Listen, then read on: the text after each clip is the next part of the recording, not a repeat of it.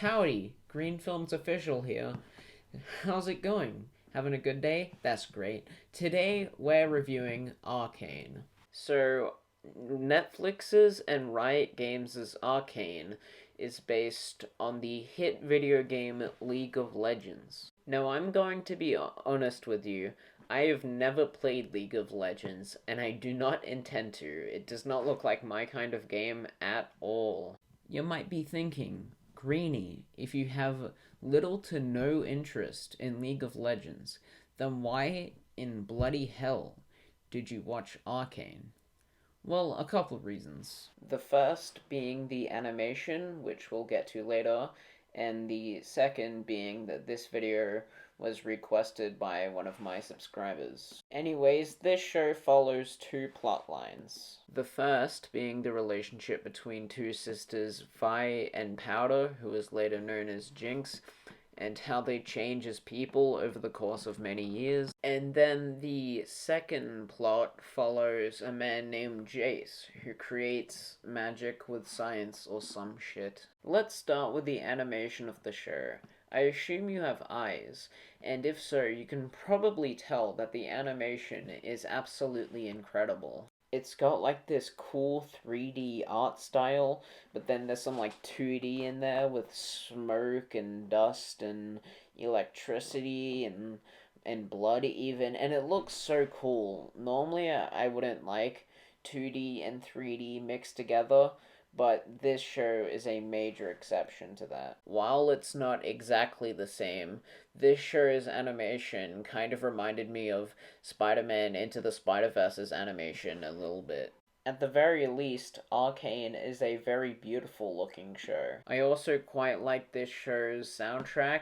There's a lot of bangers in here that are used appropriately and effectively. There's a great song by Imagine Dragons in there, and some other good songs as well. It's always used to make an action scene more thrilling and exciting. And now that I mention the action in this show is pretty damn good.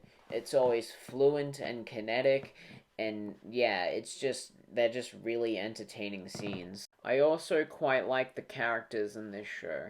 Most of them are complex and interesting, and you often understand why they are the way they are due to some great character development. Here are just a few characters that stood out as interesting and developed to me. There's Vi. She loves Powder very dearly and will do anything for her, and she's just super sweet to her when all her other friends aren't. And it's really cool to see her become this badass later on in the series.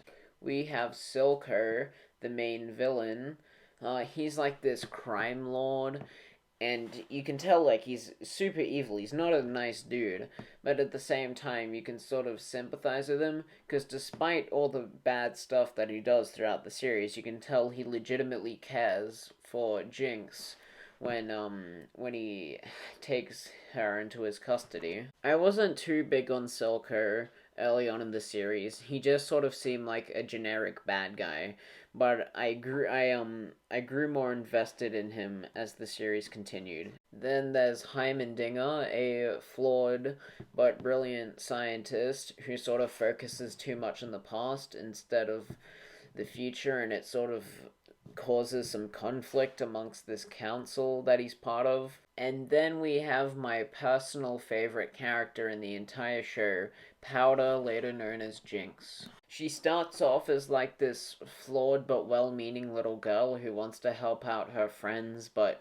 she's young and she's still learning, and so she's making mistakes, and so her friends call her a little Jinx, and yeah, and then Vi is the only one that's actually being nice to her. And then it sort of makes her descent into villainy later on in the series more understandable. However, she still feels that pull back towards good, like, because her sister still loves her, and and then, but at the same time, Silco loves her as well and cares for her, so she's like the rope in like a tug-of-war game. And while one side is winning, the other side is pulling pretty hard as well. And so it's like, who will eventually who will eventually have Jinx at their side, the villains or the heroes. This is shown particularly well in the brilliant final scene, which that final scene in the final episode is probably one of my favorite scenes in the entire show. There are also a lot of great scenes that delve into Jinx's mental health. Like, she'll have all these voices in her head that she thinks are her friends, and yeah, it's pretty creepy yet interesting at the same time, and you really feel sorry for her in a lot of these scenes. She also reminded me quite a lot of Harley Quinn from DC Comics. Now I want to get into the two plot lines of the show. I really like the plot line following Vi and Powder, or Jinx, whichever one you prefer. I thought it was a very emotional, well thought out, engaging storyline. And then there's the other plot line with Jace creating like magic with science. He wants to make magic with science because it saved his life when he was younger. But then everyone's like, oh no, everyone's doubting him. Oh no, you're born with magic, you can't make it, blah blah blah. They all doubt him. But then he does make magic with the help of a man named Victor, and everyone's like, whoa, this is incredible, you're so amazing. Can't believe you actually made magic, we're sorry we doubted you. And then, like, years later, magic is helping a lot of people out. And yeah, it's all amazing. How could anything go wrong? But then, oops, something goes wrong. Oh no! Oh whoa! Oh no! Oh! Who could have seen this coming? I mean, don't get me wrong, it wasn't a bad storyline or anything, but it was nowhere near as engaging or interesting as the storyline between the two sisters, and a lot of the times where the show cut back to it, I kind of just wished it would get back to Vi's quest to find Jinx. If the whole show was just dedicated to the story of these two sisters, I think I would have enjoyed it a heck of a lot more. And I know this storyline with Jace is probably very important to the League of Legends lore or something, but yeah, it wasn't that wasn't that interesting and engaging to me. As for the things about this plot line I did really enjoy, I quite liked Victor. I thought he was an interesting character, and they really make you sympathize with him. Heimendinger is quite involved with this plot, so that's that's a plus for me. And while I don't think Jace is a very interesting character, I do appreciate all the development he gets. This show has been getting undying praise, getting 9s and 10s across the board. But because of Jace's storyline, I personally don't really agree with the absolute praise. But regardless, I still enjoyed Arcane overall. Even though I could not care less about League of Legends, I thought it was a beautifully animated and written show that I think is worth your time if you like sort of fantasy-like stories, and I highly recommend this if you are a League fan.